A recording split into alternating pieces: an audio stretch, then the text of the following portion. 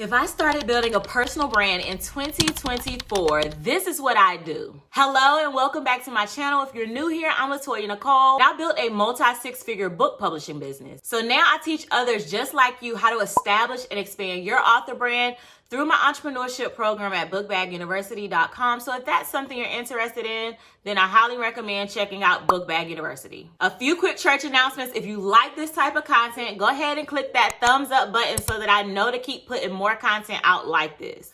Okay, so you may be wanting to know how to build a successful business by building a personal brand. And today, I'm going to be talking all about exactly what I do to make this happen. And I'm going to break it down into 5 steps. So when I say personal brand, I mean, what do people think of when they think of you?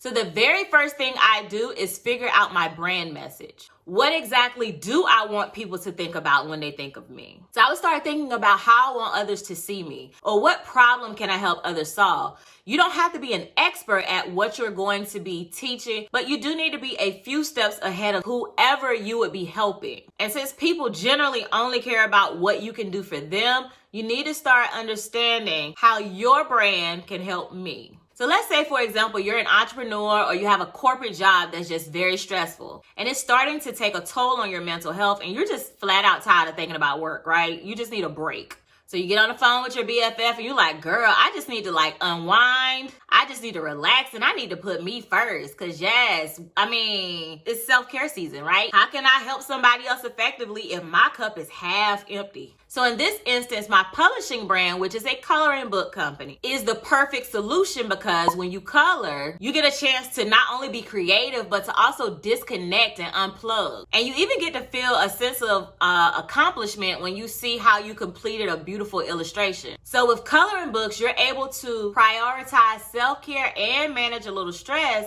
so that when you get back to work on Monday, you feeling a little more balanced, right? You're not feeling so overwhelmed because you had a chance to prioritize you. You had a chance to take a break and just exhale. Because child, sometimes we just need that.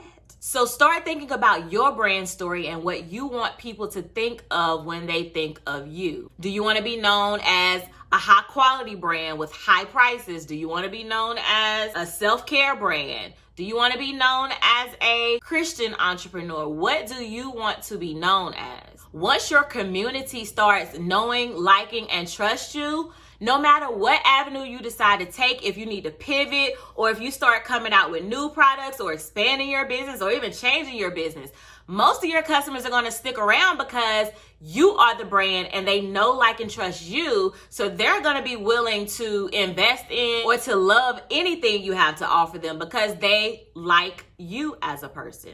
So I will focus on what is going to allow me to be my best self. What is going to allow me to be me, but still be able to provide value for my community or my audience. So this is going to require a little soul searching. What do you believe you're called to do? What are you actually good at doing? I would start studying myself by looking back on the person that I was. And then I would figure out how I can help that person that I was get to where I am now. So in my entrepreneurship program at Book Bag University, I actually take a deep dive at how you can build your brand and how you could get people to start finding out about you and the things that you have to offer. But essentially, you're going to be doing this by using social media and building a strong online presence. So I recommend choosing 1 to 2 platforms to start building your brand on. So if you're already on a platform and that platform is working for you, just continue to work with that platform. And then also start investing in another platform. For example, if you're already on Instagram, then you may want to start building your YouTube channel. Okay, Toya, I'm scared to build a YouTube channel because I gotta talk in front of people. People gonna see my face. That's some scary stuff. I don't know if I want to put myself out there like that. What if, right? The more you do something, the better you're going to become at doing that thing. So even if you're scared, still do it. Just turn on the camera and start recording. Don't even think about the fact that you're going to be uploading it to YouTube. Just turn on the camera, start recording, go ahead and start a YouTube channel, and then go ahead and post the video. You're just getting into practice and putting it out there. But you do want some form of video content out there because video is one of the top forms of marketing. But the key is going to be just figuring out where your audience hangs out and starting to build a platform on those social media channels. And remember, as you start putting content out there, people are going to start knowing more about you. They're going to start liking you. They're going to start trusting you because they're getting to know you more. Then you're going to start creating your website. I use Shopify to create my website. You can get 3 months for $1. I'll leave the link in the description. Then you can use sites like Namecheap to get your domain. And when you're working on building your website, just make sure you have everything cohesive. Make sure you have a freebie on your website where people can come and join your email list because you're providing them value in a freebie. Make sure you have your About Me page, your terms and conditions page. And as far as your products on your website, make sure you have at least one product that's entry level. So this can be like your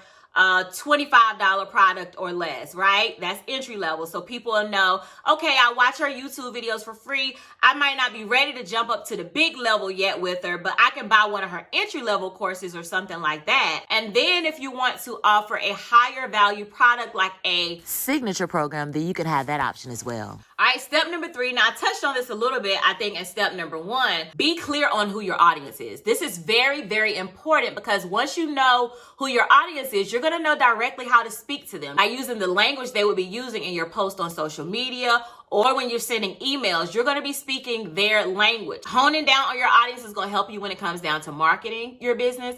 Honing down on your audience is going to help you when it comes to knowing how to speak clearly to your specific audience and what your specific audience may like. Now, for me, I know exactly who I want to work with and who I don't want to work with. And in all honesty, I love working with people like me, meaning people who get it, people who think outside the box, a little witty, a little sarcastic, and people who just like thinking a few steps ahead of the game. I would love to see believers understanding entrepreneurship and building businesses and having influence. And so that is where my heart is. But it's about knowing who you want to work with, finding that person, and then getting your brand in front of that person. Tip number 4, be consistent.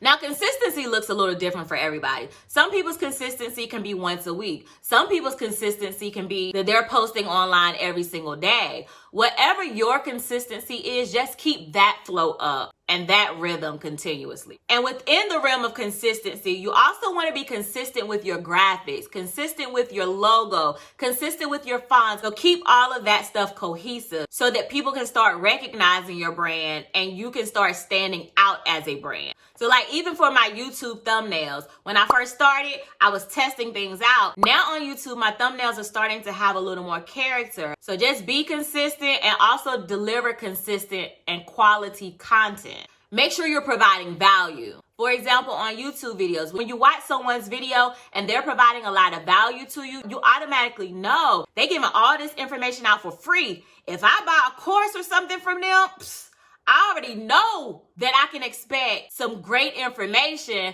because their free content is valuable. All right, and last but not least, number 5, you want to continue monitoring your brand. So figure out what's working by studying your analytics, meaning if you're on Instagram, for example, you want to build a business Instagram so that you can start getting those analytics. So you can see what days are you getting the most engagement when you post? What times are you getting the most engagement? Study what's working so you can double down on that. And also study your analytics so you know when you need to pivot or when you may need to add another product to your brand. When I think about pivoting, I think about church, right? So when the whole world changed and all the stuff was going on where everything had to shut down because of COVID, a lot of churches did not start doing live streaming until that time. But remember, I said it's good to stay one step ahead because really social media is what everyone needs to be figuring out how they can implement that into their system. Whether you're a church, whether you're an online business, whether you're an offline business, you need to be implementing social media somehow into what you are doing. And so when everything closed down, if a church or an organization didn't have the capability to start live streaming, then their church had to close down because they had no way of getting in touch with their audience. So this is why it's so important to build your business online because you always want to stay one step ahead. You have to understand when it's time to pivot, when it's time to expand, and when it's time to evolve and grow in an area. Things are constantly changing, so things cannot stay the same. Did it get dark on me? I think it's getting dark, y'all. I should have started filming this earlier, but sorry.